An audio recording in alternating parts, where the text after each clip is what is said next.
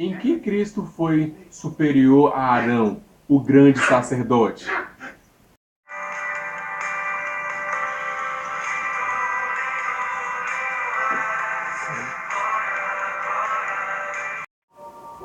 Meus irmãos, a paz do Senhor. Estamos iniciando mais um vídeo semanal e nessa semana iremos dar a lição de número 5. Cristo é superior a Arão e a ordem levítica. Estamos com nossa leitura bíblica em classe em Hebreus capítulo 4, versículo 14 ao 16 e Hebreus capítulo 5, do versículo 1 ao 14. Então, mais uma vez, estamos aqui iniciando o nosso vídeo semanal. Quero aproveitar falar para você também, faça parte do nosso projeto ID, curta, compartilhe se você gostou, comente também, todos são bem-vindos aqui, amém? Então vamos iniciar mais uma lição. Então, veja que o nosso autor, ele fala um pouquinho do capítulo 4, né? Ele fala do versículo 14 e o 16. Então, o autor introduziu o assunto do sacerdócio. Aqui ele vai trazer mais detalhes. No capítulo 4, o autor aos Hebreus, ele começa falando um pouquinho, né? No versículo 14 ao 16. Mas agora, nesse capítulo 5, ele vai trazer mais detalhes da ordem sacerdotal levítica para contrastar posteriormente com o sacerdócio de Cristo, que é de uma ordem superior ao levítico, né? Ao de Jesus Cristo. A ideia do autor aqui é detalhar as qualificações exigidas do sacerdócio arônico. Tem propósito de mostrar, em primeiro lugar, que Jesus preenchera esses qualitativos e mostrar, e é bom ter sempre em mente que o autor já havia mostrado Jesus como sendo filho de Deus. Fato esse que identifica com a raça humana e o qualifica para ministrar como sacerdote. Então, em lições anteriores, nós também já tínhamos falado da humanidade de Jesus Cristo, né? Não só nesse trimestre, mas também já teve outros trimestres que foi assim exclusivo para falar da humanidade de Jesus Cristo. Os irmãos vão entender por que eu estou falando da humanidade de Jesus Cristo. Porque uma das exigências para ser sacerdote era ser da humanidade. O sacerdote ele tinha que ser da mesma espécie do ser humano, ele não poderia ser de outra espécie. E Jesus Cristo, ele cumpriu essa exigência de ser humano, né? Como nós já falamos, de outras, tipo, Jesus Cristo, ele em outras lições, em outros trimestres, está falando da humanidade de Jesus Cristo, também nesse também, no começo lá de Hebreus, ele começa falando da humanidade de Jesus Cristo. Vamos ver lá então, ponto de número 1. Ponto de número 1. Um sacerdócio superior quanto à qualificação. Aqui, né, nesses trimestres, nós podemos fazer algo diferente. Nós vamos falar versículo por versículo, né? Então, eu vou ver qual os versículos se encaixa melhor para cada tópico nós assim comentar. Versículo 1 do capítulo 5. Porque todo sumo sacerdote tomado dentre... os irmãos têm que prestar atenção. Porque todo sumo sacerdote tomado dentre os homens é construído a favor dos homens e nas coisas concernentes a Deus, para que ofereça dons e sacrifícios pelos pecados. Esse é o versículo 1. Então aqui está bem claro, né? As palavras-chave desse versículo aqui que nós lemos. É sumo sacerdote, homens, para que ofereça, né? Então aqui tem que ser tirado de um homem, tem que ser homem. Então o autor dos Hebreus revela que a primeira condição para alguém exercer o sacerdócio é que alguém tenha sido tomado dentre os homens, né? Que no versículo 1, tenha sido tomado dentre os homens. Somente o homem que possui a mesma natureza do outro homem poderia poderia oficiar como sacerdote, poderia ser um sacerdote, né? Nos primeiros capítulos de sua carta, o autor expuseram uma farta argumentação em favor da humanidade de Jesus. Para nós entender que Jesus Cristo, ele sempre está falando, né, que não foi, mas está falando Jesus, né, Deus. Ele é Deus, mas também ele é homem. Por isso que o autor, no começo da carta aos Hebreus, ele começa falando da humanidade de Jesus Cristo. Então, o sacerdote tinha como dever apresentar dons e sacrifícios. Só o sacerdote, portanto, deveria ser alguém que se identificasse como um seu semelhante, né? Ele deveria ser alguém que se não, eu entendo o que ele está passando. Ele não deveria ser alguém assim, não, eu vou te acusar, você está errado. Não, deveria ser alguém da mesma natureza, alguém que quando chegasse a ele para expuser, quisesse oferecer um sacrifício pelos seus pecados ou por outra coisa, ele entenderia porque ele está entendendo, porque ele está fazendo esse sacrifício. Então, o sacerdote, uma das exigências que está aqui escrito em Hebreus, a primeira das exigências que o autor deixou aos Hebreus, que ele deveria ser da mesma espécie, ele deveria entender a natureza humana para ser um sacerdote. O versículo 1. Ainda do ponto 1. Estamos comentando o tópico primeiro do ponto 1, com os versículos da Bíblia, né? Versículo de número 2. E possa compadecer-se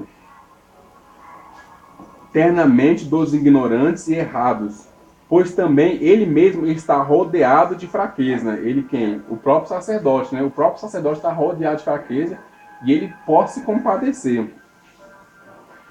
Compadecer. Primeiro vamos entender essa palavra compadecer. Tem um sentido de alguém que consegue moderar suas paixões e sentimentos. Significa então sentir-se como o outro. Ele vai sentir, quando a pessoa se compadece, ele se coloca na posição daquela pessoa que está passando isso. Mas, no caso, sem abster, sem sentir contra ele. No caso, ser capaz, sem ter capaz de antipatia. A pessoa vai se colocar no lugar dele, vai entender o que ele está passando, mas, de certa forma, ele não pode levar para o lado pessoal, né? O sacerdote lidava com todos os tipos de desvios, erros e pecados cometidos pelo povo. Ele via a fragilidade humana, o fracasso e o desespero, sendo um homem colocado por Deus para representar os homens. O sacerdote sentia na sua própria alma o peso da miséria humana. Por outro lado, ele tinha diante de si a palavra de Deus que o instruía a dar ao pecado o tratamento adequado, mesmo que o remédio fosse amargo.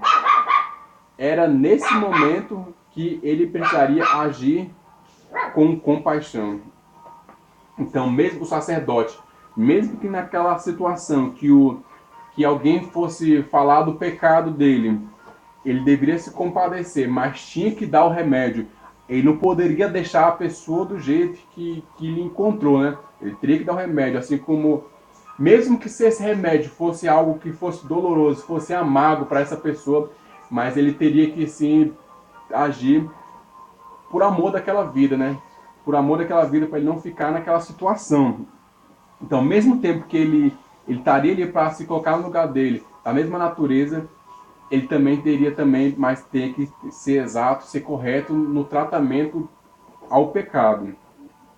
Esse que o versículo 2 estava querendo dizer, né? Compadecer-se eternamente dos ignorantes e errantes, pois também ele está rodeado de fraquezas. Esse é o versículo 2. Então, pelo sacerdote ser também rodeado de fraqueza, ele deveria entender. É por isso que também, vamos falar mais para frente, que ele também primeiro ele deveria entregar, fazer um sacrifício para si mesmo, né? Antes de oferecer o sacrifício do irmão. Versículo 3. E por esta causa, deve ele, tanto pelo povo, como também por si mesmo, fazer a oferta pelos pecados. Esse é o versículo 3. Então, assim como nós estamos falando, né? O sacerdote da antiga aliança vivia um dilema. Ele necessitava fazer expiação não apenas pelos erros dos outros, ele não deveria oferecer ele não deveria oferecer o sacrifício apenas pelos outros, mas também por si mesmo. Primeiramente, na verdade, primeiramente por si e depois pelo povo. A referência bíblica está em Levítico capítulo 16, versículo 6, é o que está escrito. Arão oferecerá o novilho da oferta pela expiação que será para ele, e fará expiação por si e pela sua casa. Então o Arão, né, que era o sacerdote, que fazia o sacrifício pelo povo, ele primeiro fazia o sacrifício para si e para a sua casa, para depois oferecer para o povo. Então, primeiramente, deveria purificar-se de toda imundície pessoal, uma vez que isso tornava a oferta imunda, impossibilitando de ministrar diante de Deus. Se ele fosse chegar lá a oferecer a oferta do povo, ali sem primeiramente se purificar, sem primeiramente oferecer um sacrifício para si, seria uma oferta, com certa forma, assim, imunda, que ele iria oferecer para o Todo-Poderoso. Então, primeiramente, ele purificaria a si mesmo. Versículo... outro comentário que eu quero fazer aqui, né? Então, por que Jesus Cristo é maior que Arão? Aqui já está a primeira uma resposta já. Essa limitação, observa, essa limitação não é vista em Jesus Cristo, né? Jesus Cristo, ele não precisava fazer um sacrifício primeiramente para si, por causa do pecado, por causa das suas limitações. Jesus Cristo não tinha esses limites. O fato de não era visto pelo Jesus Cristo, ele era perfeitamente santo e não havia pecado, né? Louvado seja o nome do Senhor Jesus Cristo por isso. Então aqui já está. Então isso não é visto em Jesus Cristo. Ele não necessitava de purificar por ser imaculado e santo.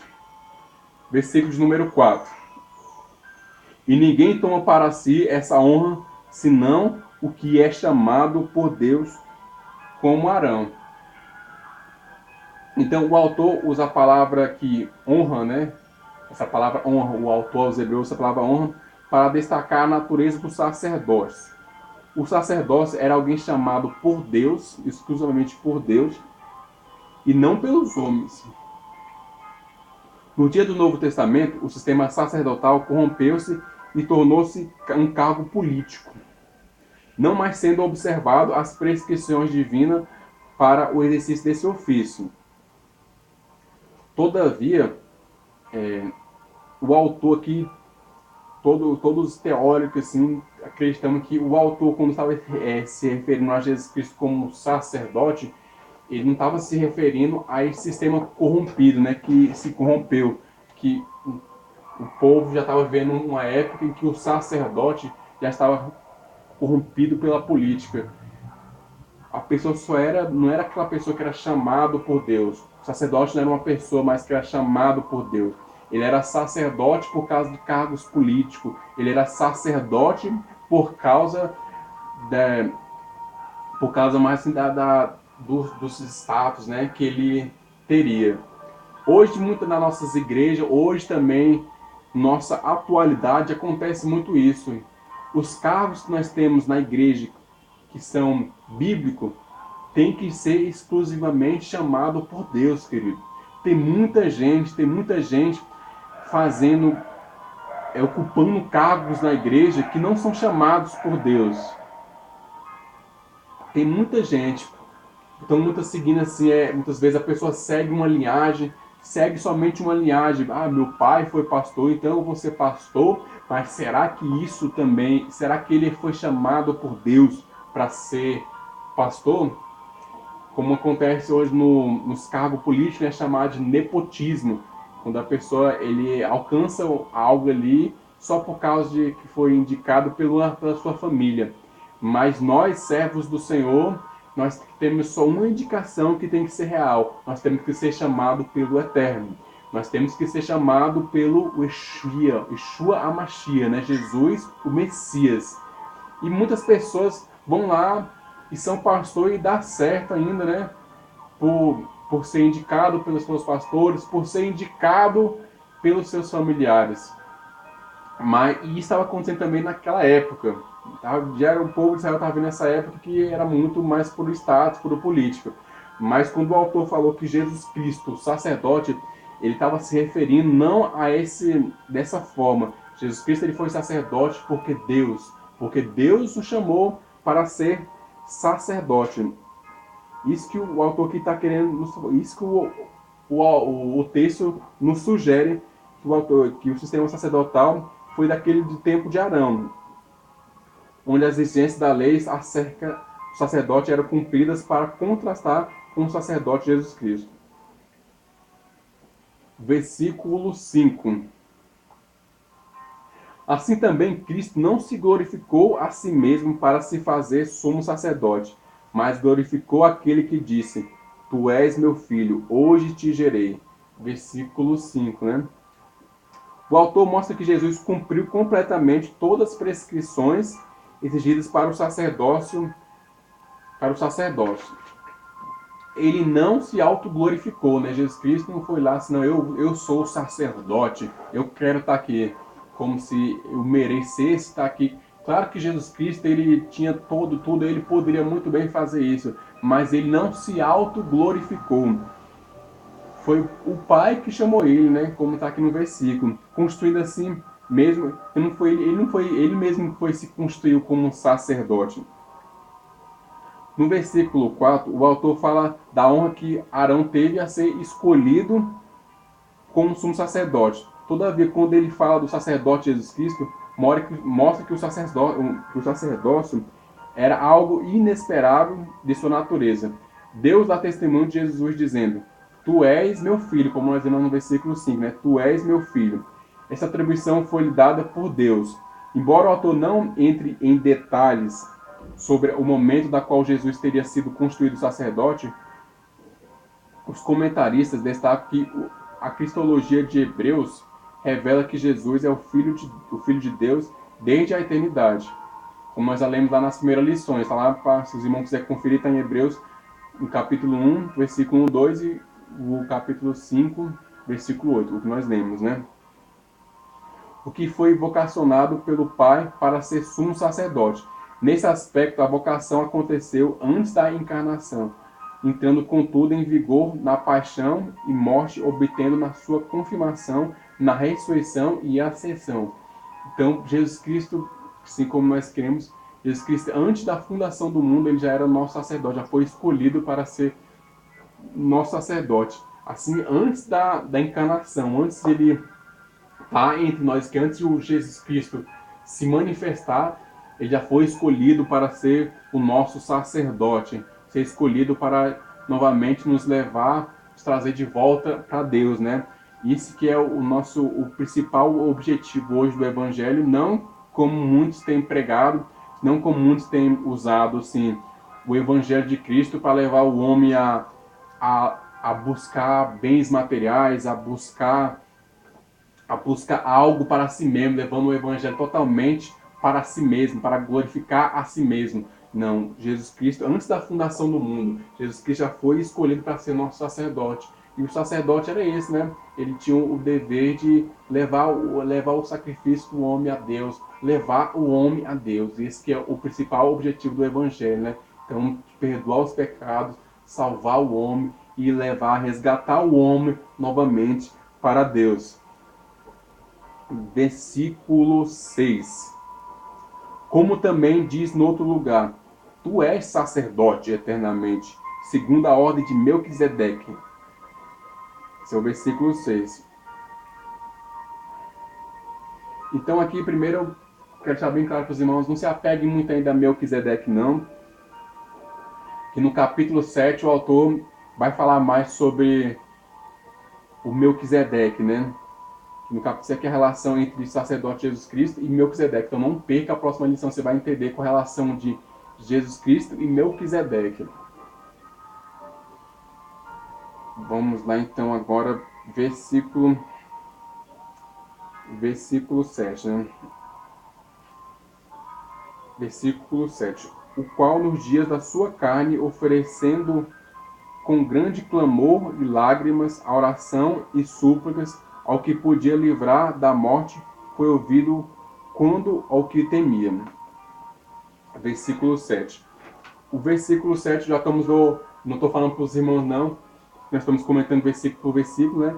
Esse versículo 7 na nossa revista, ele está assim falando mais, o autor aqui da revista, ele estaria falando no tópico 2.2.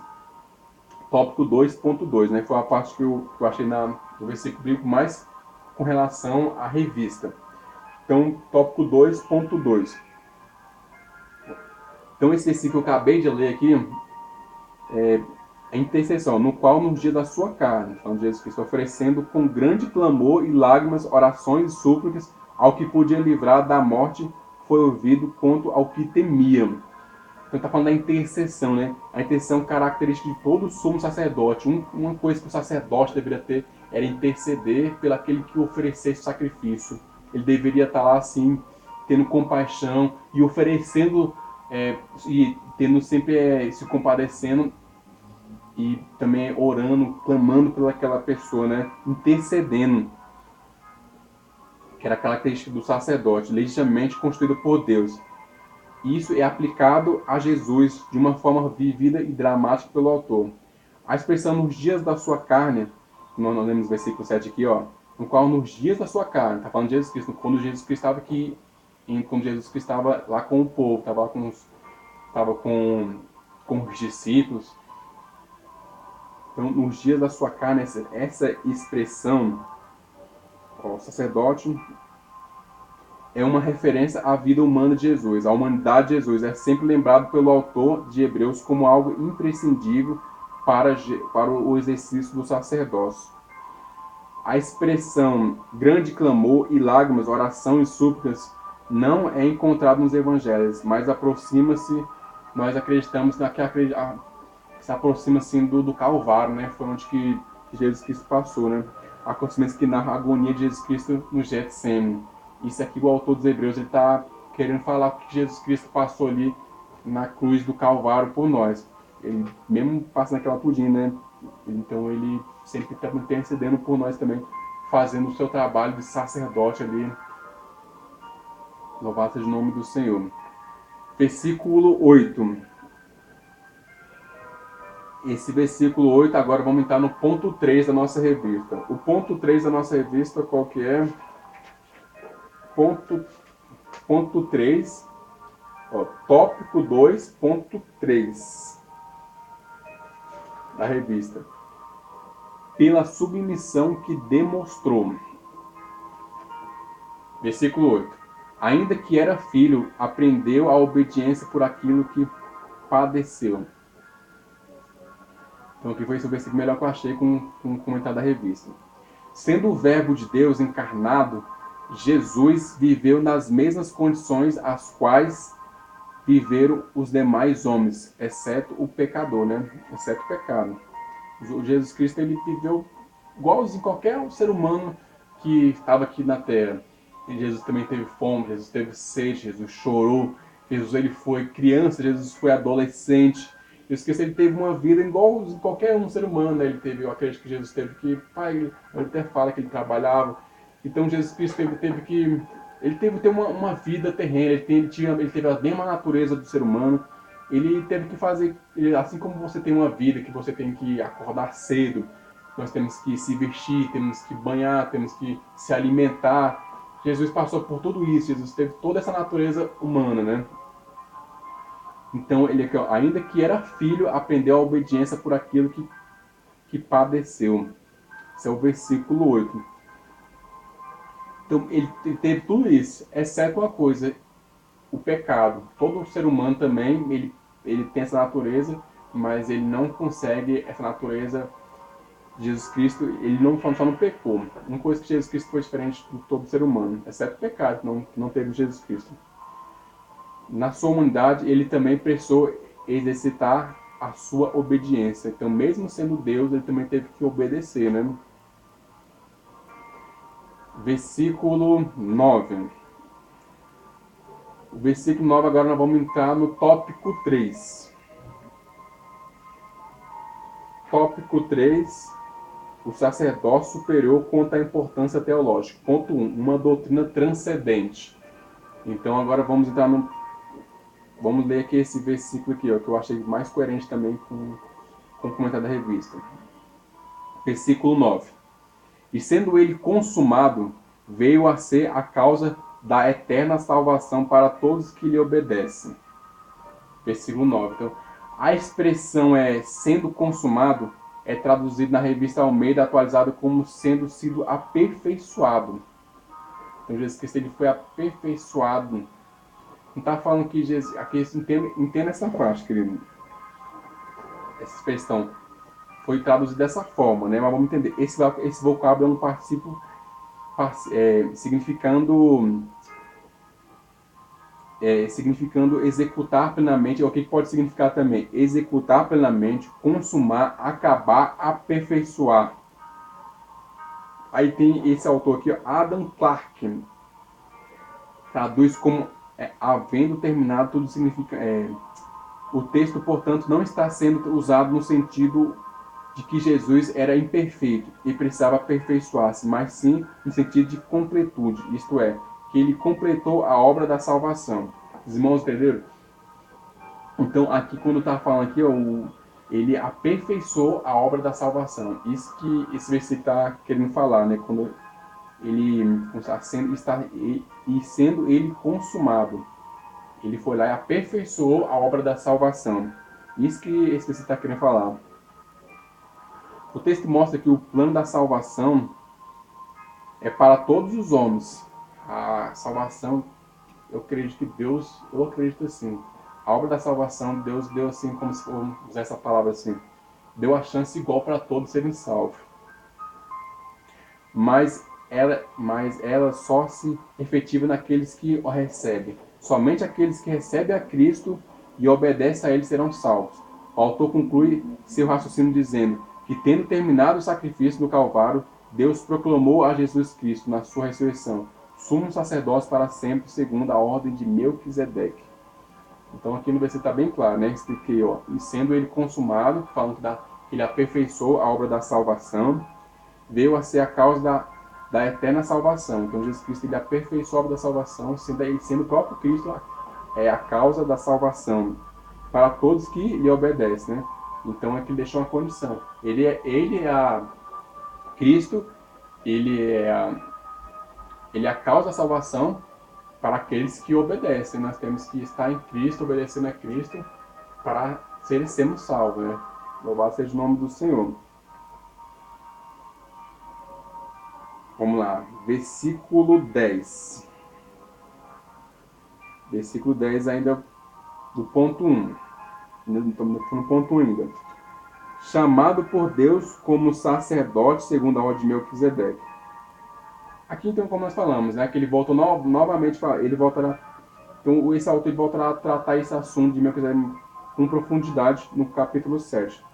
Todavia, aqui o autor traduz uma parêntese exortativa, como ele já fizeram em outros lugares. Versículo 11. Do qual muitos temos que dizer de difícil interpretação, porquanto vos fizeste negligentes para ouvir. Esse é o versículo 11, né? A doutrina do sacerdócio de Cristo é de suma importância para a vida cristã. O autor, todavia, observou que seus leitores davam sinais de arrependimento na fé. Eles negligenciaram o aprendizado, sendo tardios para ouvir, e como consequência não estavam crescendo em maturidade espiritual. E vamos ler de novo, para ver se nós vamos entender melhorzinho.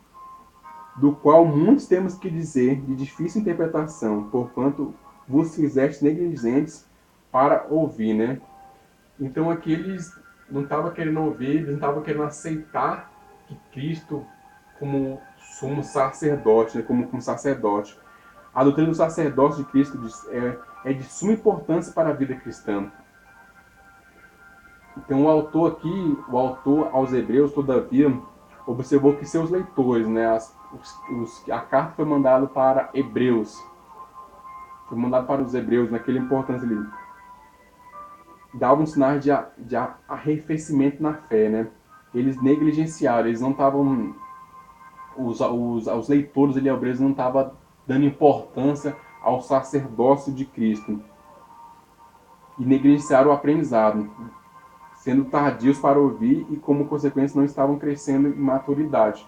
Porque eles não estavam ali dando ouvido ali, Cristo como sacerdote não estava tendo crescimento espiritual, né?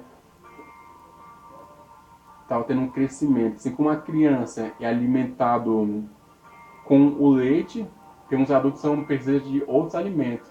Então é como se eles estivessem ainda nesse alimento ainda, como criança, eles estavam recebendo um alimento e precisavam receber mais alimento ainda para eles terem um crescimento. E assim que o autor dos Hebreus estava falando deles que eles estavam negligenciando o ensino. Porque, o versículo 12. Porque, dentro do ponto da revista, porque havendo já ser mestres pelo tempo, ainda necessitais de que se vos torne a ensinar quais sejam os primeiros rudimentos das palavras de Deus, e vos haveis feito tais que necessitais de leite e não de sólido mantimento. Então aqui o autor está falando, né? A censura do autor é forte. Eles deveriam ser mestres. Aqui está falando, eles já deveriam ser mestres, ó, porque devendo já ser mestres. Bem no versículo 12 ele começa. Eles deveriam já ser mestres. E eles ainda estavam atrasados. No entanto, eles estavam como se estivessem num jardim de infância na fé. Eles estavam atrasados na escola da fé e estavam refazer novamente as lições, já que deveriam ser, já que eles não deveriam ter aprendido, né? Eles não aprenderam, então deveriam fazer toda a lição novamente. O crescimento espiritual tem a sua analogia no crescimento natural. Assim como a criança não tem seus órgãos plenamente desenvolvidos, por isso ela deve sofrer restrições contra determinados tipos de alimentos.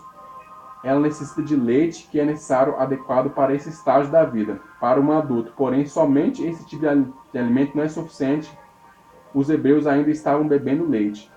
Então, como assim que eles foi comparado? Eles foi comparado como criança. Eles foi comparado que como uma criança ele não pode ficar comendo todo tipo de alimento, porque seu corpo ainda não está ainda desenvolvido para tomar esses alimentos, né? Então, eles já deveriam ser mestres. Mas como não aprenderam, como negligenciaram o ensino, aí a gente teve que começar todo de novo. Ponto 2 do tópico 3. Aí eu estou lendo agora o versículo, acho que é o versículo 13. Só o versículo 13 e o 14 para nós terminarmos essa lição. Porque qualquer que ainda se alimente de leite, não está experimentando a palavra da justiça, porque é menino. Esse é o versículo 13. A criança alimenta-se de leite, e o adulto dá de comida sólida. O autor sabe que a doutrina do sacerdócio exige uma maior dificuldade de compreensão. Ela é para que os que são graduados. Então é isso que o autor está falando novamente. Ele está chamando os hebreus daquela época, ele está chamando, vocês já deveriam ser mestres da lei, vocês já deveriam estar ensinando, mas vocês vão ter que alimentar ensinando vocês como crianças, porque vocês não estão preparados ainda para receber o alimento sólido, né? Porque qualquer que ainda se alimenta de leite não está experimentando a palavra da justiça, porque é menino. Então o autor aos Hebreus ele foi bem, usou palavras fortes, chamou eles de menino e que já deveriam ser mestres.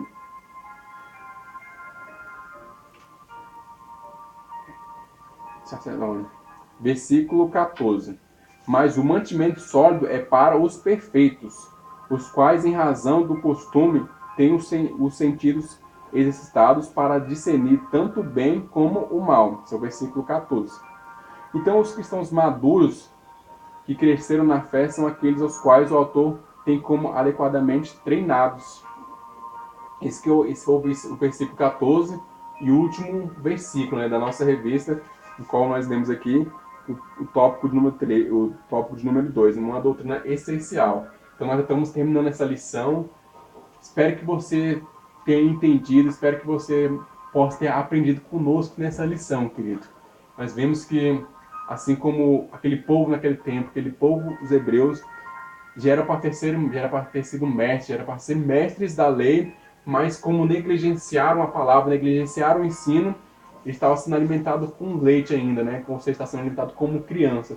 Então que nós também, que o Senhor não, que nós também venha crescer, querido.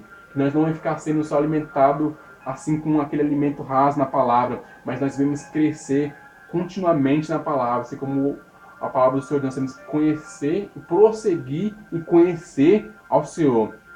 Que o Senhor te abençoe, querido. Até a próxima lição.